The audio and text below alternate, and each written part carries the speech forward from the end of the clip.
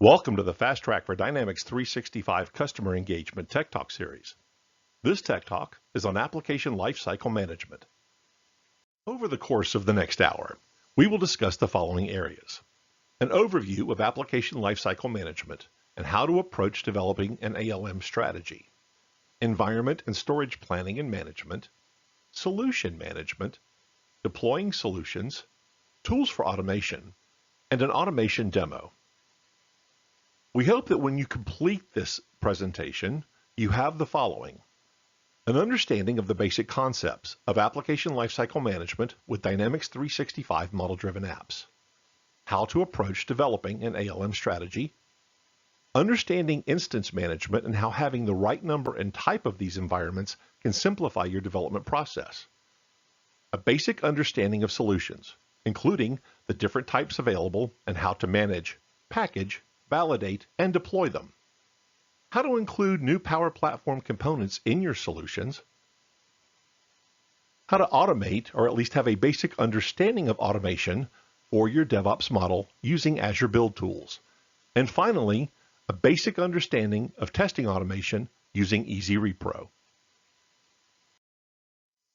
Let's get started.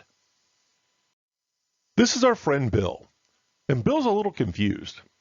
He's been looking online for definitions of Application Lifecycle Management, and there are a lot of them to be sure.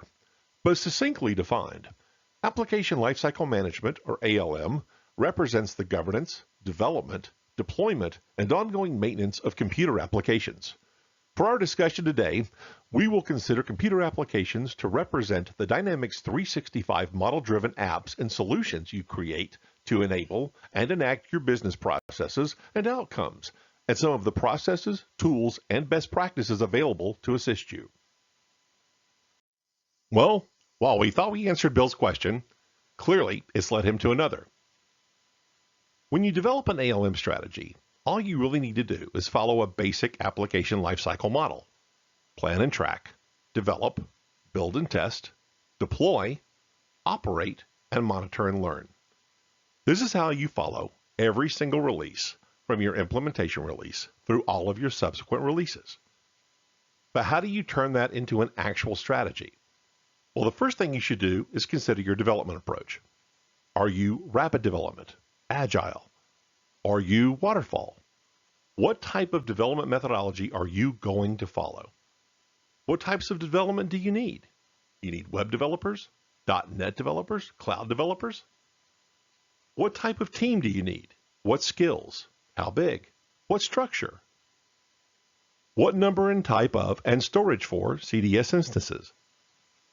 How are you going to manage source control and your backlog? What's your testing model? Your deployment model? And how do you do your operate and maintain model, where you build new releases, subsequently taking user requirements and creating new releases with new feature and functionality every period of time? What automation tooling and approach are you going to use? And finally, and most important, what is the glue that holds this all together, or your governance model? While by no means a comprehensive list, the following slide shows you some of the processes, tools, and areas of best practice that we will address during this discussion. At the bottom of the slide, you'll see a link where you can get more detailed documentation on the ALM processes available for the Power Platform. Now we'll take a minute to discuss environment and storage planning and management. One critical element of environment planning is determining your instance strategy. Simply put, this is a physical representation of your logical application lifecycle, from development to QA, to user acceptance testing, training and staging, and finally to production. You need to define the instance requirements necessary to support the ideation, build, and operation of your business.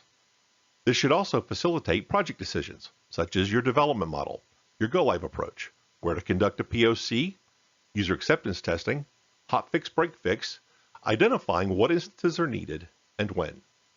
Dynamics 365 instances provide basic capability for you to migrate solutions between instances. However, you can consider using a just-in-time instance deployment model and build from source with correct data sets and accomplish the goal of the instance required.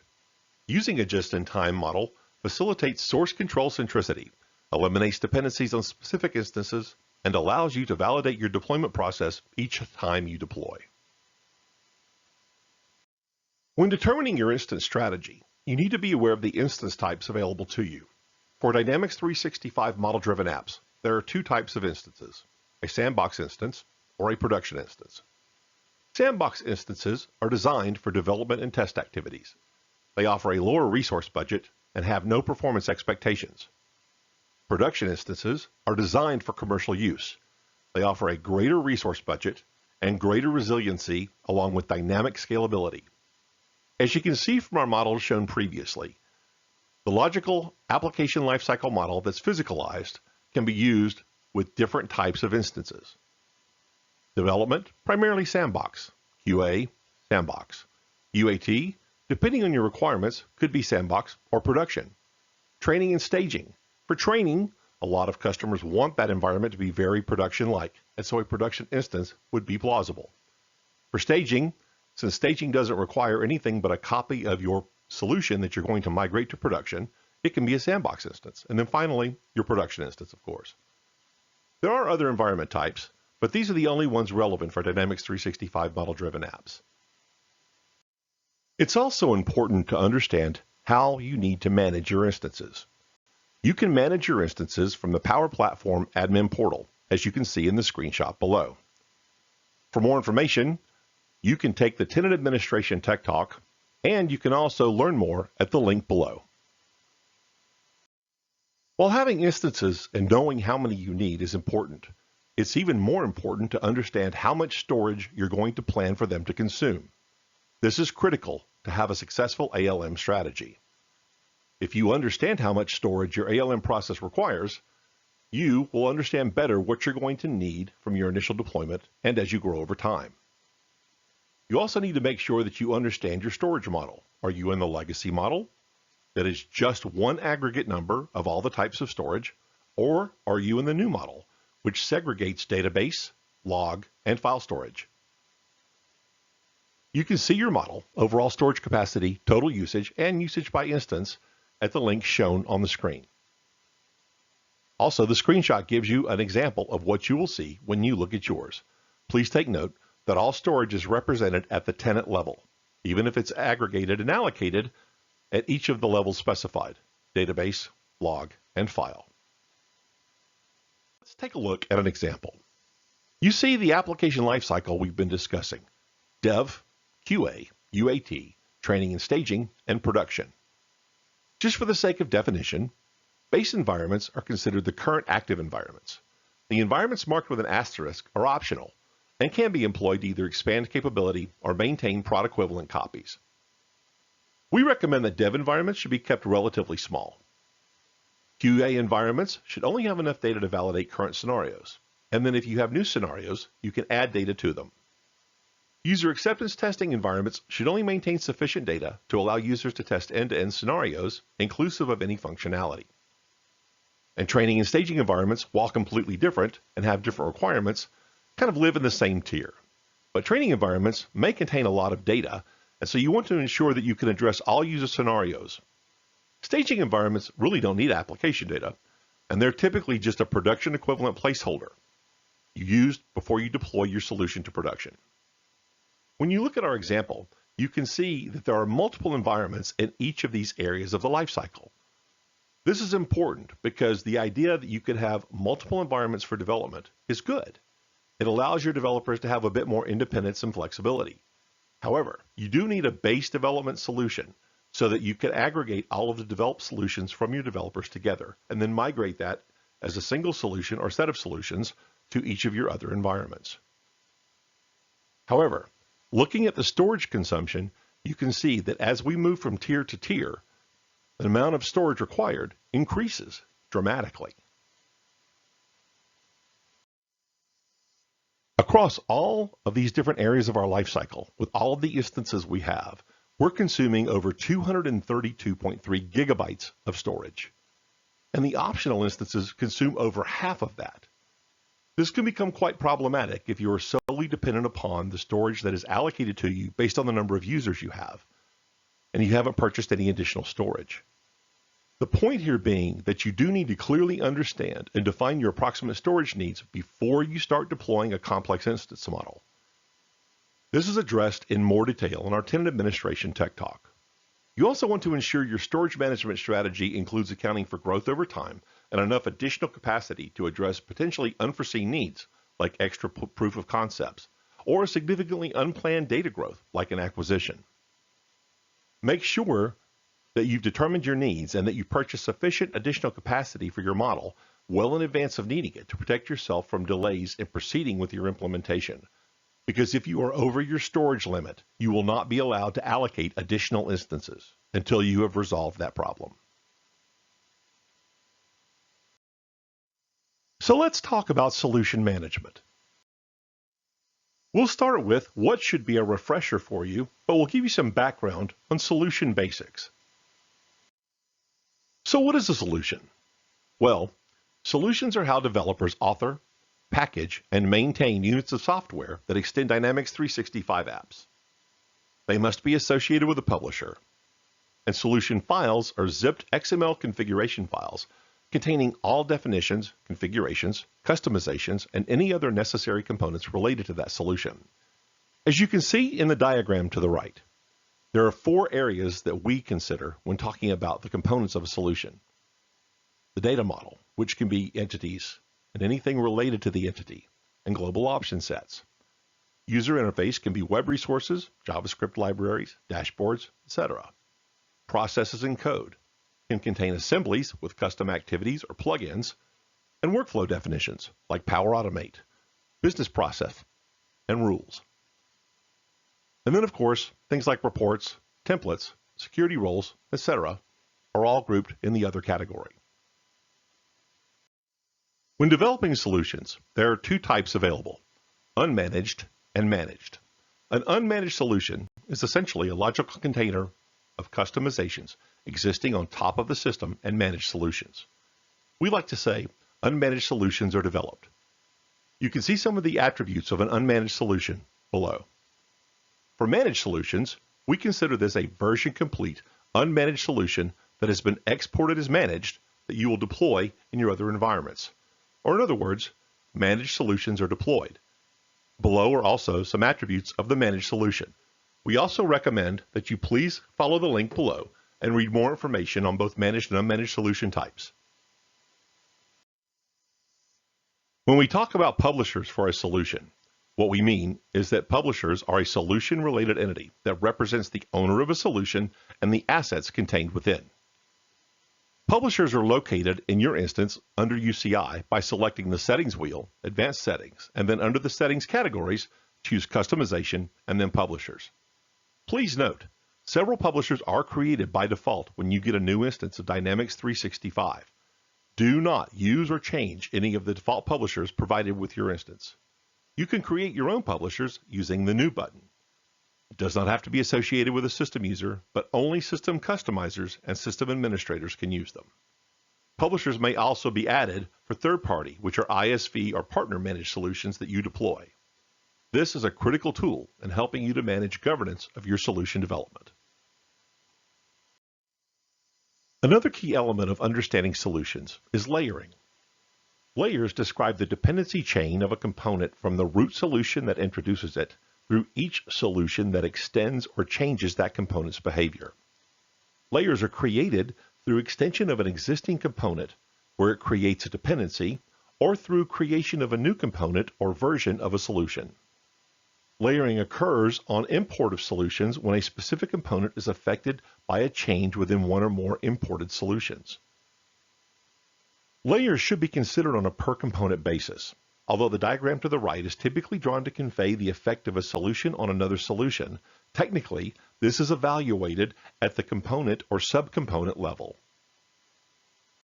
As we've mentioned before, segmentation is the means by which you can physically partition solution components to reduce both the complexity and size of a given solution.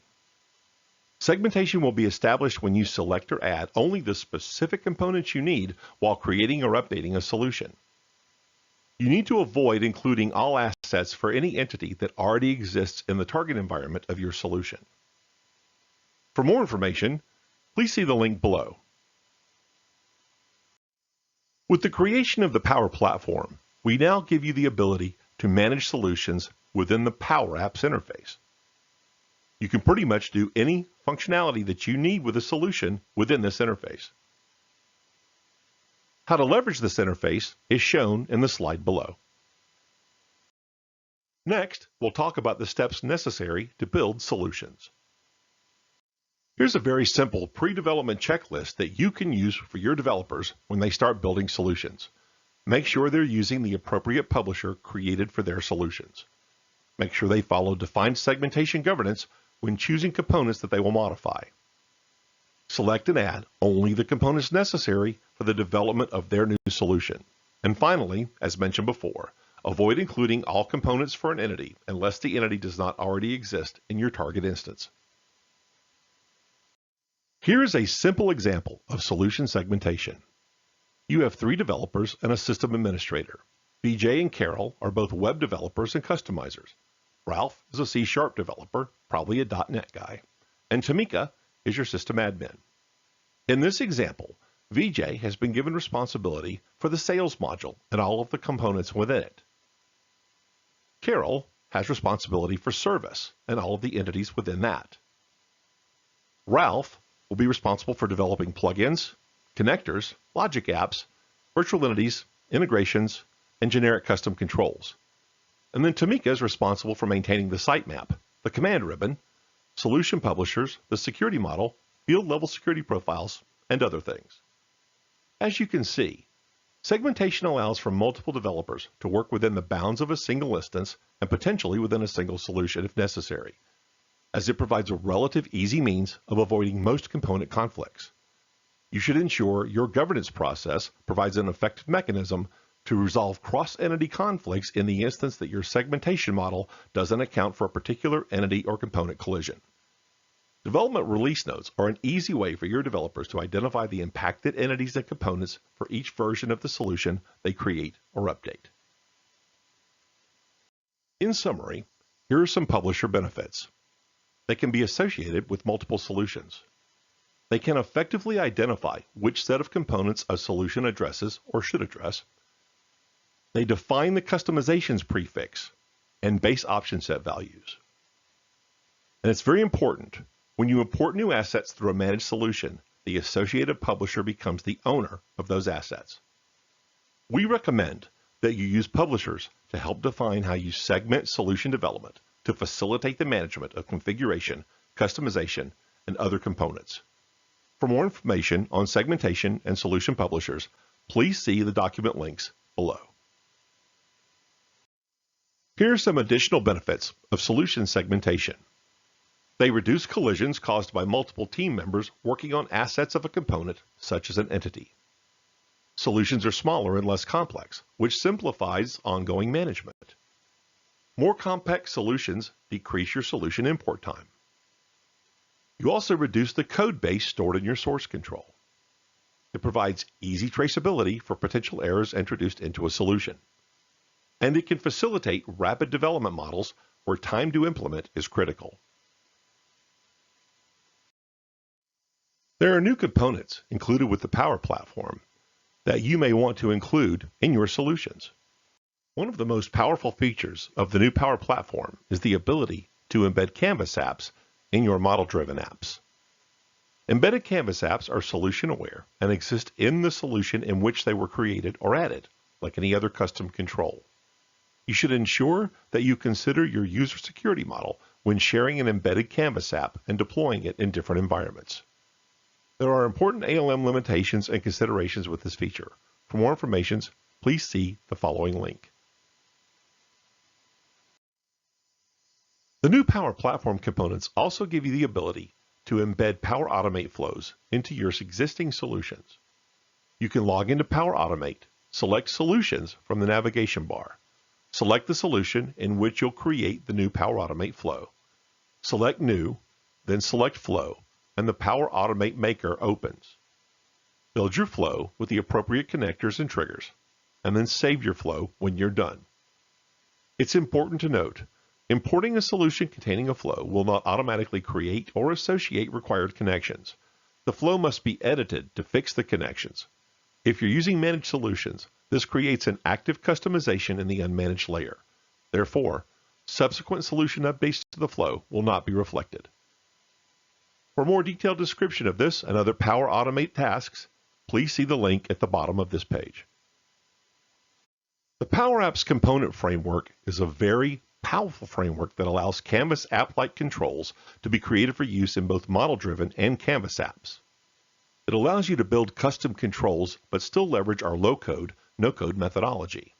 For deployment, if you plan to create a generic library of PCF components for your configuration team to leverage, make sure to include these in a separate managed solution. As a best practice, we recommend that when you establish a segmentation model for your solutions, you include the most appropriate model for packaging and deploying PCF controls for your organization. For more information, please see the links below at this page. Another new feature that's included with the Power Platform are environment variables. While still in public preview, these allow you to transport in-app configuration data or maintain specific configuration data to an environment in your solutions, eliminating the need to store it in custom entities and migrate it with tools like the configuration migration utility. These are stored in a solution as a component leveraging key value pairs, which means they can also be managed with source control. For more information regarding environment variables, their usage and deployment options, see the following blog post and documentation links below. And now some fine print. Some of the features covered in this discussion are still in or recently discharged from preview status. Please ensure that you check the publicly provided documentation on each of these to understand the current and known limitations with each and are prepared to handle accordingly within your implementation. Additionally, please note that any feature in a state of preview is not supported for production deployment. Once you have completed your solution development, we recommend that you validate your solution with the Solution Checker. The Solution Checker provides you the ability to have your solution verified against documented best practices, known deprecations, standard performance challenges, and other items. We recommend as a best practice, you should run the Solution Checker against every solution you plan to publish and/or distribute. You can do this very simply. You enable the Solution Checker solution. You run it against your existing solution. You can then review and act on the results. For more information on the Solution Checker, please see the link at the bottom of this page. Here are some additional benefits for using the Solution Checker as part of your ALM. It validates your solutions and provides issue details and guidance. It identifies best practice violations, feature function deprecations, JavaScript inefficiencies, and other items. You should run it anytime you make changes to a solution before promoting that solution as a managed solution in later environments.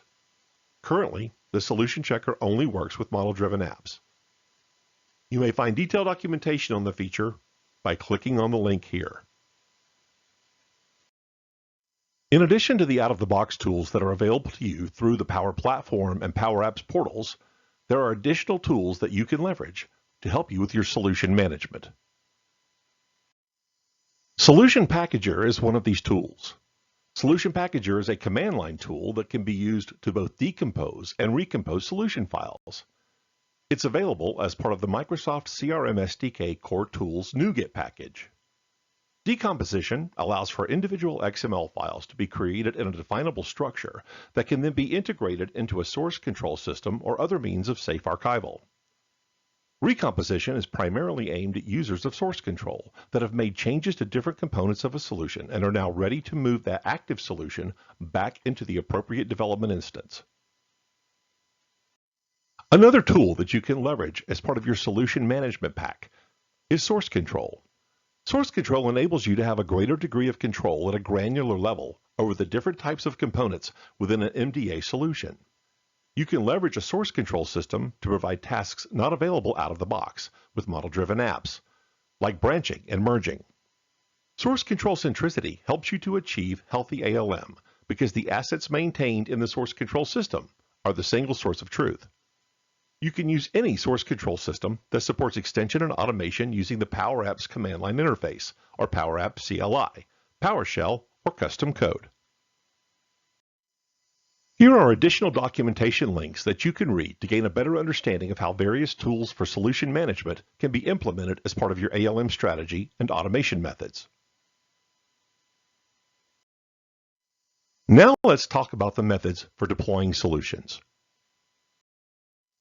First, we'll talk about the manual method.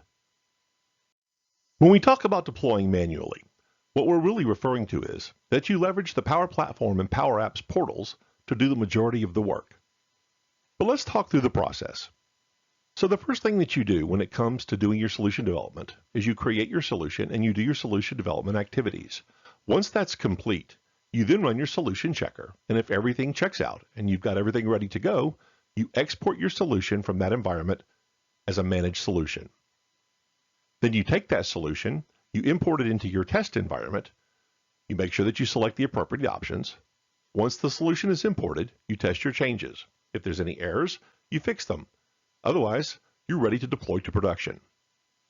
And with production, you just want to make sure that you schedule your import in an off-hours window. You ensure that there is limited user activity happening in the system. Then, you import your managed solution that you had created and exported from your development environment. It's simple, but it should be managed with governance, because there are opportunities for human error during this process.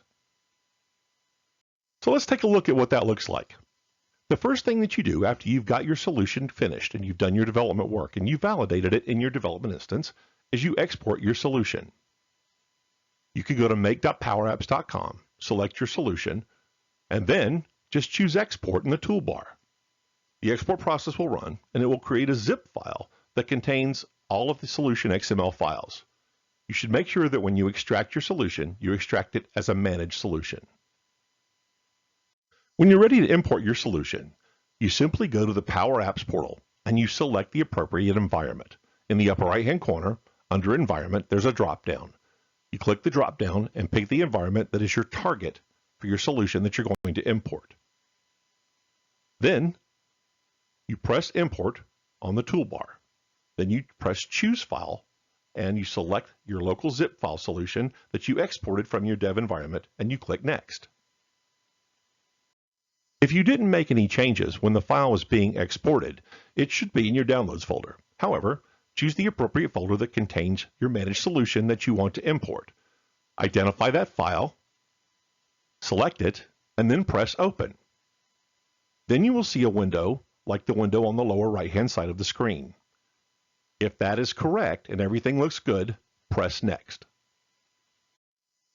If you have not imported this solution before into this target environment, you will see a screen like the screen in the upper left-hand corner of your screen, and it will start the import process. However, if there is a solution in your target environment and you are bringing in a new version of that same solution, you will see a screen like the screen to the center that says Import Options. You select the options that are appropriate for what you're looking to do when you import the managed solution. If everything looks good, you then press Import. Then the import process will begin and your screen will resemble the screen like the upper left-hand corner. When it completes, or if there are errors, you will have the opportunity to capture the log file so you can see the details of the failing process and where the error occurred. If the import was successful, make sure once it's complete to select Publish Customizations in the target environment. Go to your target environment and validate that your changes are active and working. If everything looks good, you can now deploy that same solution into any other target instance, like your production. For more information on importing solutions and updating and upgrading solutions, please see the links below. Now we will discuss a tool that is a key player in both the solution management process and the solution deployment process, as well as potentially any automation and integration with source control that you may use, the package deployer. The package deployer is a powerful tool that can assist you with deploying applications comprising of multiple solutions and configuration data, as well as any custom code that you may need to work with your implementation. A Visual Studio project template is provided to construct package definitions. The project can be version controlled and it can be used in the build process. The basic steps are this. You create a package project, you add your files, solutions, and data, and potentially custom code. You define your custom code that's going to trigger your process, and you check in your project. Sometimes you find it necessary to create functionality that doesn't exist in the out-of-the-box Dynamics 365 customer engagement apps. When you have to do that, you usually implement that with custom entities. The configuration migration tool is designed explicitly to help you move that type of configuration information from one instance to another as part of your deployment process. As I mentioned before, the configuration migration tool is designed to migrate custom functionality configuration data from one environment to another. The configuration data defined in the Unified Service Desk application for Dynamics 365 is a good example of the entities that would have to be migrated using the configuration migration tool. This tool is not designed to be an end-user data migration tool. Here you can see a basic flow and the functionality of the configuration migration tool. For more information, please see the link at the bottom of this page. Now let's discuss some of the tools necessary for automation of your build and deployment processes. Azure DevOps gives you unique functionality that can assist you at every stage of your build and deployment cycle, from initiate to build to release.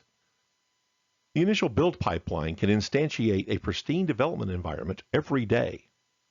The build pipeline automates manual steps. You don't need to upload Solution Checker and manually export the solution, unpacked, and pushed to repro. Automated release pipeline removes manual steps. Weekly, daily, or hourly releases can become the new standard. You can also leverage the Power Apps build tools. Power Apps build tools can simplify and automate tasks related to Power Apps functionality, like synchronization of solution metadata between development environments and source control. It can generate build artifacts. You can deploy to downstream environments. You can provision and deprovision environments. You can perform a static analysis check against your solution using the Power Apps Checker service. If you decided that you wanted to implement continuous integration and you needed to provision instances to do this, this is a model that you could use. As you can see, you have your solution, version control, and build agent. You build the queue and it initiates the org creation. The build agent then pulls sources from the version control and produces the build. The solution or package is then deployed to the instance. Then you do your development work. Then, once that's complete, the solution checker runs and the code and configuration is pushed to source control and the instance is destroyed. You can then run your automated tests and deploy your solution. With your build process, you can extract from development, store in source control, and import that into your build organization. Then you extract it from the build org and create your managed solution. Then you can import the managed solution into your upstream orgs. Now let's take a minute and we'll talk about test automation using EasyRepro. EasyRepro is a tool that was developed internally at Microsoft by our PFEs and our fast track engineers. Maybe you're asking yourself, or someone in your organization is asking, what benefit do we really get out of test automation? Well, test automation can provide significant ROI on your development process. It becomes very important for one version to make sure that there is one true version of your software. It abstracts test case implementation from UI control implementation. It's intuitive and very easy to get up and running. And it can be executed as part of your DevOps pipeline. EasyRepro satisfies all of these conditions. EasyRepro is also based on industry standard unit testing models. It supports various testing needs, like smoke, regression, and load testing, as well as others. While it does require some time investment for initial learning and setup, you need to get started now, and I think that you'll find it's much easier to use. You can see an example of EasyRepro output on the right-hand side of the screen, and the blog post below gives you all the information that you need to get up and running with EasyRepro. Now let's take a look at our automation demo using the Power Apps build tools and Azure DevOps for deployment automation. This is the fast track for Dynamics 365 Application Lifecycle Management TechTalk Build Automation Demo.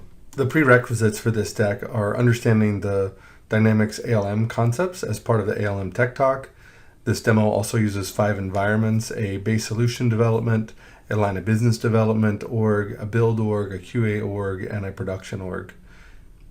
Prior to running these build pipelines, I had created one custom unmanaged solution in the dev base environment and one custom unmanaged solution in the dev line of business environment. I created those with a custom publisher because I did not want to use one of the default publishers as per the guidance in the ALM Tech Talk. The first step is to create a empty base solution in your base solution dev environment, and then bring that solution with nothing in it into your dev solution or to your source control. So we install the Power App platform tools, we set the solution version, publish customizations, export the solution, run solution checker, unpack the solution, and commit that solution to branch. You'll be rerunning this as you're continuing to develop so that all the changes that you're bringing in will run through this process. If we jump over to see this live, we can pop into our source environment, into Azure DevOps, and you can see I've just installed the solution. I've set the version number using 2 variables, which we'll talk about in just a second. I publish my platform customizations. I export my solution using a solution name variable. I run the Power Apps platform checker, and then I unpack the solution and eventually commit it to my repo. Those variables that I talked about are pretty straightforward. I have a name of the solution, which is Build Automation Base, and I have the solution version number as a major version. Now, I've set these at so that they're able to be set at queue time, so that if I wanted to change those solution names or major version, I can do that as I'm running my build. If I just click run here, this will go through and start kicking off the agent job. The next thing I do is repeat that process for my line of business solution. This could be separated by line of business or business process or even type, but I do the exact same steps. I install the Power Up tool, set the version, publish customizations, eventually commit that back to my sprint branch. Now that I have all of my solutions into my source control system and I'm ready to start doing additional development, I need to go get latest for my line of business solution. This assumes that we've already built our base and we're working through that as part of this process. So again, I install the Power Tools, I pack the base solution, I import the unmanaged base solution into my build org this time and export it as managed. And then I import that managed version of the base solution into my line of business dev org as managed. I then pack the line of business dev org from source control and import that solution as unmanaged.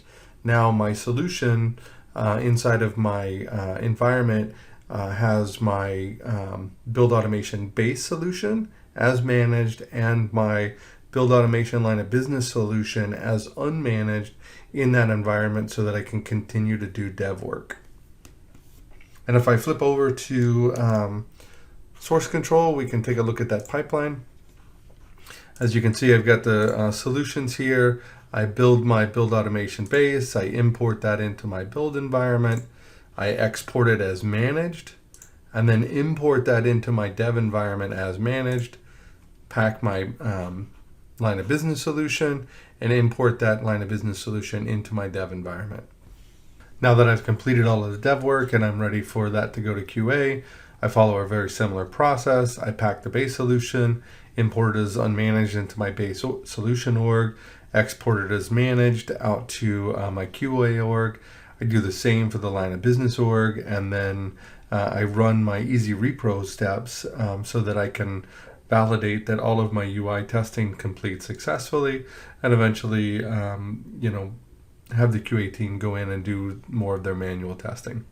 If I flip over to the source control, we can actually take a look at what that looks like. Again, I've got my platform installer, I'm packing my base solution. We've already run through these steps.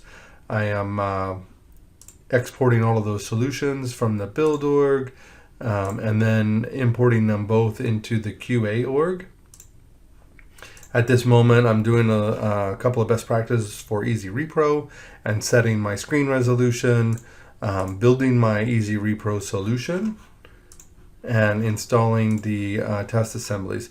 The thing that's different here is that I have a test filter criteria so that I'm only running the tests that I want to run. And I've basically decorated those test methods with the test category. And we can actually look at what that looks like if I come over here to my repos.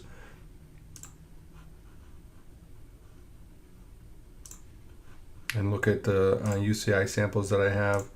If I look at create account, you can see that I've decorated that test method with my test category. And so that tells the solution what it should be running because it's only looking for tests that match that criteria. Now that I've completed all of my QA and all of the code tests out perfectly, I'm ready to start planning for my prod deployment. And the way that we do this is we're going to create a pull request to merge those changes into the master. And if I flip over here to my dev environment, or my DevOps environment, I can find the pull request under the repo section and just simply create a new pull request, give it a name, and we can call this demo, and create that pull request. Now that my pull request is created, the next thing I need to do is approve and complete and then eventually close my pull request. And you may have a very complicated approval process that goes through multiple reviewers. There may be work items that are associated with it and so forth. So what I'm going to show is just a very simplistic version of that. If I jump over to my Azure DevOps, you can see the pull request that we've just created. I'm going to go ahead and approve that pull request, which then drops it down into the approve. Before I actually complete the pull request, I wanted to call out something that I do to make sure that I don't break anything that has been configured for my pipelines. In most of my pipelines, except for as you'll see here in a minute when we go to the master branch, I rely on a branch that I call Sprint, and my pipelines are dependent on that. When I complete this pull request, it asks me if I want to delete that branch after merging. And I uncheck that box so that it keeps my Sprint branch intact so that I don't have to go reconfigure each of my pipelines. So if I just flip back over to our DevOps, you can see that checkbox is unchecked. And when I complete this merge, it will leave my repos intact so that I have the branch for Sprint and the branch for master. And you can see that here. So now that I have all of that merged back to master, now I'm ready to create the pipeline to build those packages so that I can include them in the release. It's very straightforward, similar to what we've seen. We're packing the base solution, importing into the build orgs, coming out as managed, and then we're publishing artifacts, one artifact for each base solution. If I switch over to our Azure DevOps, you can see I'm packing that base solution, importing it, so forth and so on, and then I'm storing those as pipeline artifacts so that I can use them in my release pipeline.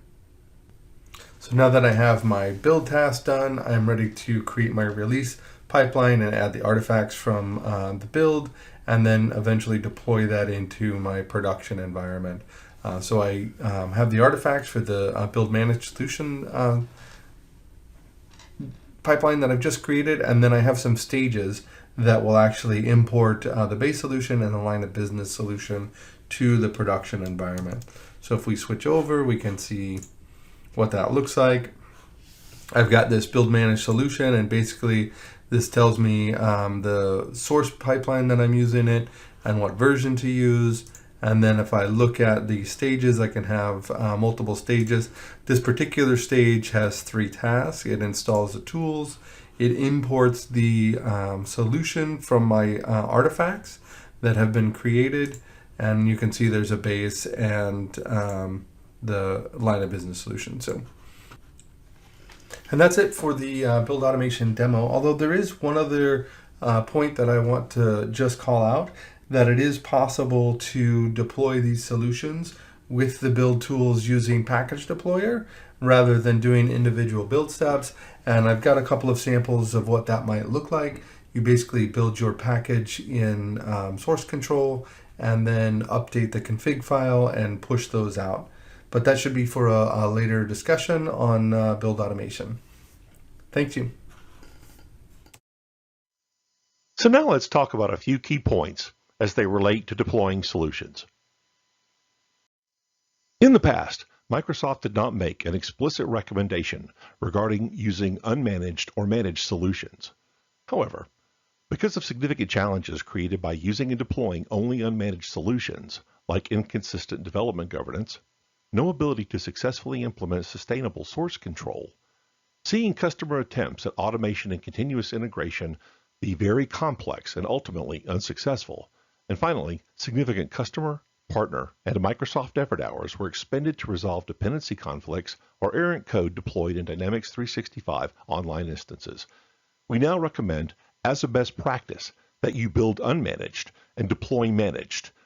That is the best practice model for managing solutions with all Dynamics 365 legacy and model-driven apps. So what are the key takeaways from our discussion today? Well, Dynamics development is moving from instance-centric to source control-centric development, providing you with greater control over your development processes. Remember, unmanaged solutions are for development only. Managed solutions are to be deployed to all non-development organizations. Don't wait to automate. Build automation starts before any customizations or code is ever developed. Oh look, it's our friend Bill, and he's back with a question. That's all great stuff, but what do I do next? Well, Bill, I'm glad you asked that. Let's talk about what to do next. The first thing we recommend that you do is a solution health check of all existing and in-flight projects. Do you have build automation? Are you deploying managed solutions to non-development environments?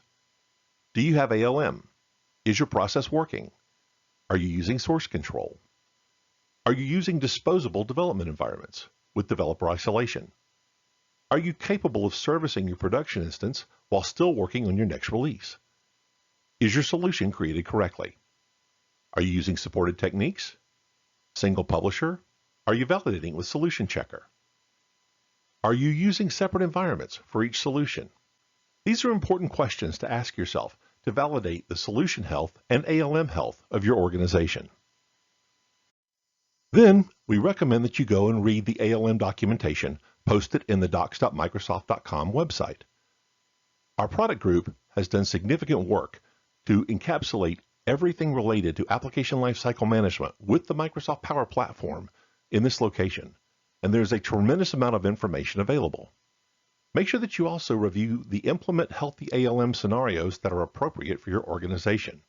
And finally, implement Healthy ALM.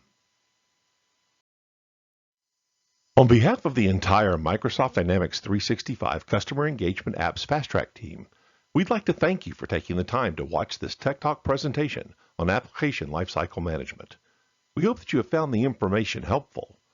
Make sure to watch the other Tech Talks in this series for more information on how to best implement Dynamics 365 customer engagement apps in your organization. If you have any questions, you can leverage the ALM documentation we've discussed, our online learning, Dynamics 365 online communities, your account team or reseller, Premier Support, or if you are a current Dynamics 365 Fast Track customer, your assigned Fast Track solution architect. Thank you again, and have a great day.